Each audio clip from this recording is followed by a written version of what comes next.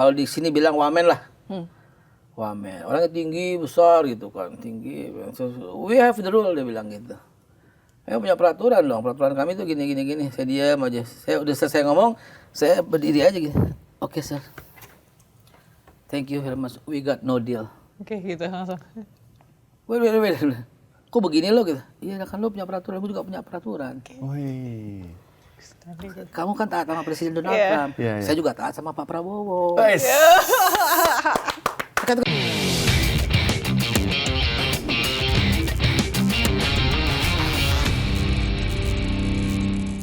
Pertanyaan yang lain juga. Banyak netizen yang juga nanya, kalau makanan ada sertifikasi halal, oke. Nah, kalau produk yang tidak dikonsumsi deh, misalnya make up atau yang lain gitu, emang harus perlu pakai logo Halal. itu? Sebelum saya jawab, kita lihat the rules dulu ya. Rule of the game-nya ya. Yes. Yang dimaksud dengan produk di Undang-Undang 33 2014 atau PP 42 2024 itu dari zaman Pak Jokowi udah ada. Ya, dari zaman Pak SBY udah ada, ya. Apa itu yang dimaksud dengan produk? Pertama makanan. Yang kedua minuman. Yang ketiga kosmetik.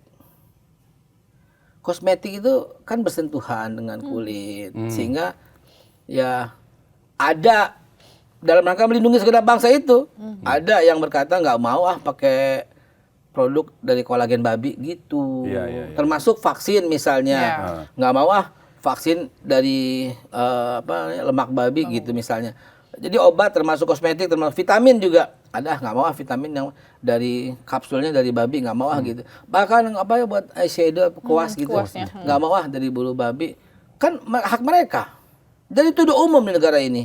Nah karena itu jadi undang-undangnya mengatakan makanan, minuman, obat, kosmetik dan barang gunaan lainnya. Oke. Begitu, termasuk tekstil.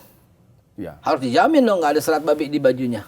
Oh. Berarti kalau misal tidak mencantumkan logo halal, bisa ditarik atau seperti apa, Be? Kita peringatkan produsernya dengan surat peringatan. Oke. Ada merek dan brand tertentu misalnya, yang dia memproduksi selain makanan, minuman, obat, kosmetik, tas juga, sepatu juga, ada kan? Iya. Nggak ada satu pun labelnya, ya kita kirimin surat. Barang lo halal apa enggak? Ya. Nah, saya sekarang bertanya. Sorry, sebentar, saya clarify lagi. Boleh jadi dia pakai logo halal untuk semua brandnya dia. Oke. Misalnya kita sebut produk X gitu ya, dijamin halal semuanya, baik tekstilnya maupun sepatunya maupun tasnya. Ya dia halal. Dia mendeklar seperti itu, dan nomor sertifikatnya nomor sekian, ya itu udah halal. Berarti tanpa harus ada misalnya label di bajunya misalnya. Ya misalnya seperti itu, tapi dia udah jamin dengan informasi yang terbuka bahwa itu halal. Oke. Nah, Be, saya bertanya Babe sebagai seorang pendakwah loh. Kalau ada produk yang menggunakan barang non halal, let's say kolagen dari babi atau segala sepatu yang sempat ramai juga, bersentuhan dengan kulit kita, itu hukumnya apa, Be? Sebenarnya ini ranahnya MUI. Ya. Tapi tadi saya bertanya sebagai pendakwah kan. Ranah MUI ya. Itu udah masuk dalam kategori najis. Najisnya. Denger ini, najis ya. Najisnya ya mukhallazo gitu kan. Lu jadi bikin gue jadi ustadz lagi nih. Flashback dikit ya. ya. Ya berarti harus dicuci dengan 7 kali, yang diantaranya itu adalah tanah begitu kan. Kenapa tanah? Pada ada waktu nggak sedikit. Maaf. 1 menit soal tanah. Saya punya teman. Salah satu tempat saya gede kan di Tanah Abang. Teman saya ini tukang kambing. Jadi hari-hari sama kambing. Potong kambing, kulitin kambing sehari-hari. Tiap hari sama kambing, seumur hidup. Karena dia suplai daging kambing buat lingkungan-lingkungan sekitar. Kalau kita deket dia, bawa kambing. Kondangan ketemu dia, bawa kambing. Lu mandi nggak? Gue udah mandi, tetap aja bawa kambing. Lu dia mau pakai sabun, pakai sampo, tetap aja bawa kambing. Pakai alkohol, pakai minyak wangi, tetap bawa kambing. Nyerap kali. Tahu nggak satu ketika dia pakai apaan? Apa? Tanah. Hilang bawa kambingnya. I'm serious. Ini depan podcast di seluruh Indonesia lihat. Gila saya bilang, ternyata tanah mampu mensucikan sampai hilang begitu ya. Yang nggak bisa disucikan oleh, yang nggak bisa dihilangkan baunya oleh yang lain ya. Jadi saya katakan memang tanah itu keren. Oke, itu cuma jawaban dari pengalaman. Oke. Dari si unsur fikih ya mesti begitu. Apa nggak repot? Lu pakai sepatu dari kulit babi. Iya. Ya lu nggak apa-apa, lu nggak dosa. Tapi lu najis. Lu mau sembahyang, lu cuci 7 kali pakai tanah. Habis itu lu pakai lagi. Lu bisa 5 kali lu cuci begitu, apa nggak ribet? Ya boleh dong kalau saya sebagai negara mengatakan itu lindungi umat Islam yang nggak mau. Sepatu lu mesti pakai label, itu halal atau tidak halal. Itulah makanya. Itu aja, jadi nggak usah ribet-ribet. Coba sepatu lu tuh, apa tuh? Ada nggak? Langsung Iya kan sidak sempat gitu. rame itu ya, sepatu-sepatu yang pakai kulit babi waktu itu kan beberapa bulan yang lalu kan sempat rame ya. Ternyata baik kok mereka. Ya gue mesti sebut jangan ya. Dibungkus sama dia tulis mengandung unsur kulit babi. Oh, I know. Ya itu kan akhirnya orang mau beli kan jadi tahu kan ya. Brandnya. Iya. Sempat kaget juga sebenarnya ngeliat brand itu karena punya di rumah. Iya, enggak bukan maksudnya aku punya enggak mengandung ini babi gitu. Tahu nggak yang di mana unsur babinya? Di mana? Bagian dalam. Oh, di sol dalamnya. Sol dalam yang meliputi itu sama ininya. Makanya gitu kita masukin kaki terus lembut banget. Enak banget. Kalau luarnya nggak bisa dong, hancur dong. Kan lembut banget kulit babi kan. Yang keluarnya kulit sapi kan, disamak. Dalamnya itu terus enak banget gitu. Ya godaan deh. Iya, tapi ya fair ketika dia melabelkan bahwa itu ini kan. Nah, ini berarti berlaku untuk seluruh produk. Kalau kita ini ya masih Sampo juga, deodoran juga. Oh. Tapi nggak semua, maksudnya ini dari dalam negeri dari luar negeri pun wajib kan? Iya. Tapi untuk ini. Iya. Nah, kemarin Babe ini baru bulan awal Februari kemarin nih, Be. Dari US ya. Oh, iya. Jadi berhasil membuat AS setuju untuk sertifikasi halal. Iya. Tepuk tangan dulu dong. Itu ceritanya gimana tuh? Itu gimana, Gimana tuh? Be? Bisa sampai tunduk loh. Kok bisa gitu? Tunduk ya Mas? Gini. Awalnya nolak. Oh iya. Nolak banget. Oke. Nolak banget. Terus? Sampai tercantum dalam resiprokalnya Mr. Donald Trump kan. Oke. Gitu. Saya berinisiatif, saya datang ke Amerika. Oke. Datang ke Amerika inisiatif mau ketemu sama USDA. Ya, agriculture development drug and agriculture lah begitu. Ketemu saya sama, kalau di sini bilang wamen lah. Wamen. Orangnya tinggi, besar gitu kan, tinggi. We have the rule, dia bilang gitu. Punya peraturan dong, peraturan kami tuh gini. Saya diam aja. Saya udah selesai ngomong, saya berdiri aja gitu. Oke, sir. Thank you very much. We got no deal. Oke, gitu langsung. Wait. Kok begini lo gitu? Iya, kan lo punya peraturan, gue juga punya peraturan. Wih. Kamu kan taat sama Presiden Donald Trump. Iya. Saya juga taat sama Pak Prabowo. Guys. Kan gitu. Oke. Ini cuma dibikin terang, gue begini, gue contohin. Mantap. Saya bilang gitu. Oh, dia tinggi banget, tapi ngomong begini kita, saya ngomong sama dia. Nah, saya kasih fotonya deh. Iya. Begini dia. Saya bilang, sorry sir, we got no deal. Don't push me to break our law. Wow. Because we have the law. So we respect about you. Tapi sit down please, sit down. Saya duduk lagi kan. Baru negosiasi. Itu namanya, sorry saya cerita dikit. Saya certified untuk hypnoterapi juga ya. Jadi itu namanya hypnosentences. Kalimat yang membuat terperangah gitu. Baru saya bilang, we have the aim, we have same aim. The economic bilateral for America, Indonesia must grow up. You will make Mr. Trump happy, and I will make Pak Prabowo pun happy. Why? I guarantee you, if you put label halal in your product, you can grow up maybe 3 or 4 times, 4 kali lipat, saya bilang gitu.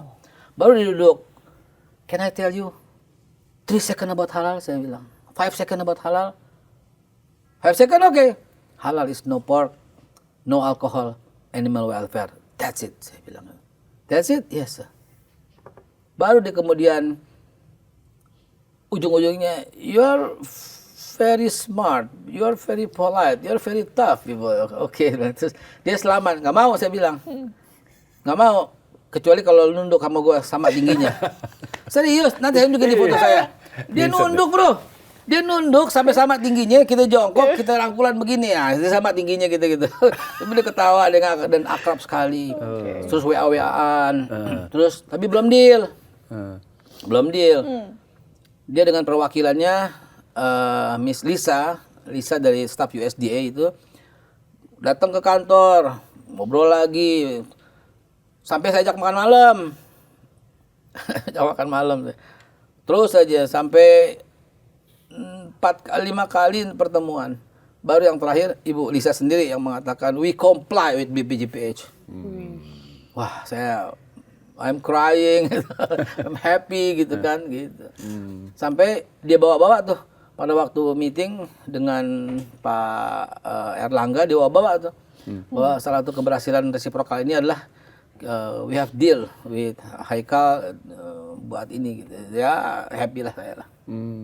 Begitu bro ceritanya. We got no deal, bye bye. Kita dulu. Oke. Menarik. Nah, itu dampak deal dari itu apa tuh, Be? Nanti ke depannya. Ya, pertama, Amerika langsung mengubah sistem penyembelihannya. Oke. Dia comply, dia ikut aturan. Yang tadinya sorry ya ada aturan sendiri lah gitu. Dan sekarang sangat oke. Bahkan tertulis dalam kesepakatan itu bahwa Amerika akan mengikuti halal sesuai dengan standar Organisasi Konferensi Islam. Yes, saya bilang gitu. Oke sama kita juga kan, sama BPJPH juga kan gitu. Oke, good. Jadi tertulis sama dia begitu. Keren. Jadi produk-produk yang masuk dari Amerika, teman-teman ya tidak perlu ragu lagi karena ada perwakilan kita di sana. Ada Ivanka, Islamic Food and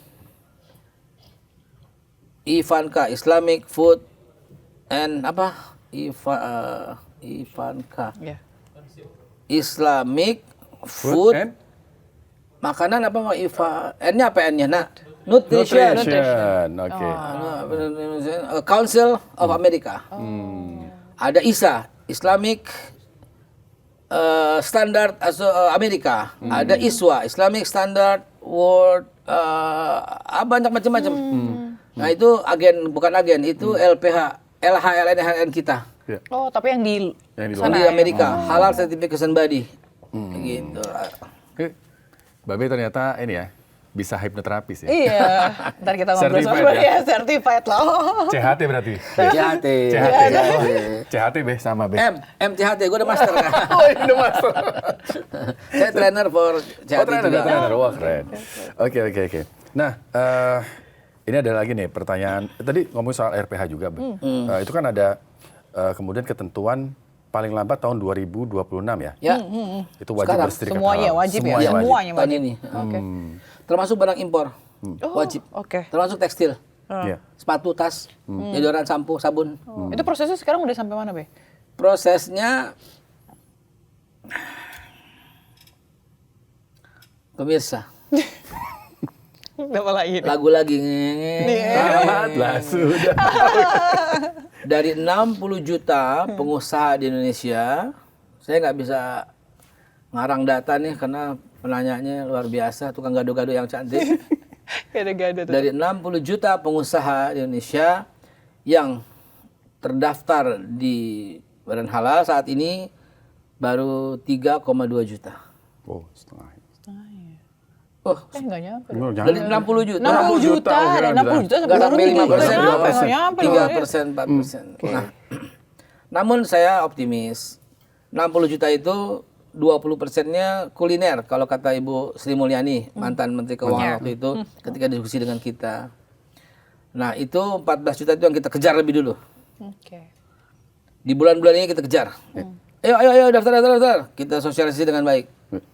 Nah, berikutnya akan menyusul gitu loh. Sehingga dari 60 juta itu kan target 2029. Kalau dibagi 3, 60 bagi 3 kan 20. 20. 2026 tuntas 20, 2027 tuntas 20, 2028 tuntas 20, maka 2029 aman kita seluruh Indonesia. Jadi target saya tahun ini mohon supaya 20 juta bisa kita halalin. Pas di 2000. Produk ya, bukan orang ya. Kalau halalin beda loh ya. Ngeri banget ya dihalalin. Pas tuh di 2009 selesai ya. Mudah-mudahan. Pas buat materi kampanye juga nanti. 2009.